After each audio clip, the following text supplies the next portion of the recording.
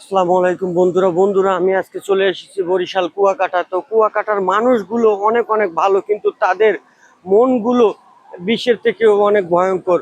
তো এইখানে আসছিলাম, তো এখানে আইসা ঘোরাফেরা করলাম। তো ঘোরাফেরা করে অনেক অনেক কিছু জানতে পারছি। তো তার ভিতরে ছোট একটি বিষয় আপনাদের মাঝে মনে ভাবছি যে একটু জানানো উচিত। যদি এইখানে আপনারা আসতে চান অবশ্যই আসবেন। আর এটা একটা সুন্দর জায়গা, ভালো জায়গা, ভ্রমণ রসিকদের জন্য এটা একটা খুবই একটি দারুণ একটি জায়গা। তো এইখানে আসার পরে বিশেষ করে আপনারা যখন গাড়িতে উঠতে যাবেন, তো গাড়ি ভাড়া আগে আপনারা করে নেবেন, দামাদামি করে নেবেন, না হলে কিন্তু আপনাদের পস্তাতে হবে।